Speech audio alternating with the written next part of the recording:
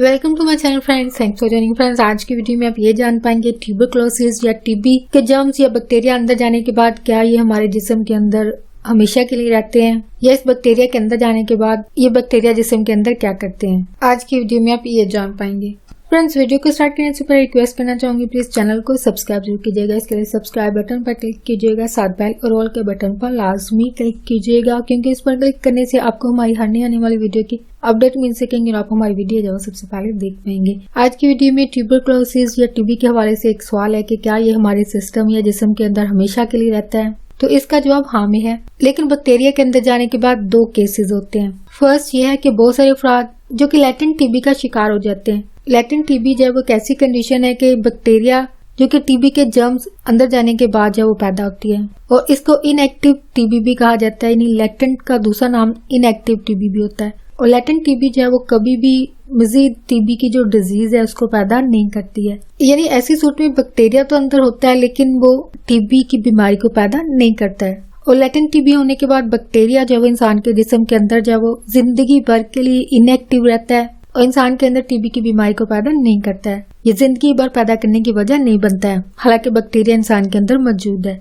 और ये ज्यादातर अफराद के साथ ये केस होता है। लेकिन एक दूसरी साइड या दूसरी किस्म के अफराद, और इन अफराद में खास तौर पर ऐसे अफराद जिनका इम्यून सिस्टम जो है वो बहुत ज्यादा वीक हो, जो कि जारी बात है मजीद किसी और बीमारी की सूरत में भी सिस्टम वीक हो सकता है। सिस्टम वीक होने के बाद ऐसा होता है कि ये बैक्टीरिया जो के अंदर जा चुका होता है, ये बैक्टीरिया जो है एक्टिव हो जाता है और मल्टीप्लाई हो जाता है, यानी मजीद बढ़ जाता है और इंसान के अंदर टीबी की बीमारी को जो है वो पैदा करने की वजह बनता है। यानी एक तरह से ये भी कह सकते हैं कि लक की बात है कि आई थिंक बहुत सारे अफराद जो है वो टीबी के पेशेंट से काफी परहेज करते हैं। लेकिन ये नहीं है कि आपके अंदर जाने वाला जो जर्म्स है, लेकिन ये हरगिज नहीं है कि अगर आपके अंदर कोई जर्म्स जा भी रहे हैं, जो कि आई थिंक समटाइम कुछ लोगों को पता होता है करीब के अफराद का जिनको टीबी होती है, और समटाइम मालूम नहीं भी होता है, यानी वो वर्किंग प्लेस पर लोग हो सकते हैं, किसी मार्केट प्लेस पर हो सकते हैं लोग। तो सारी बातें ऐसी सूरत में तो इंसान को नहीं पता चलता कि आया सामने जो इंसान इनके साथ बात कर रहा है उसको टीबी है या नहीं। और सेकेंडली ये काफी कॉमन डिजीज है, यानी हर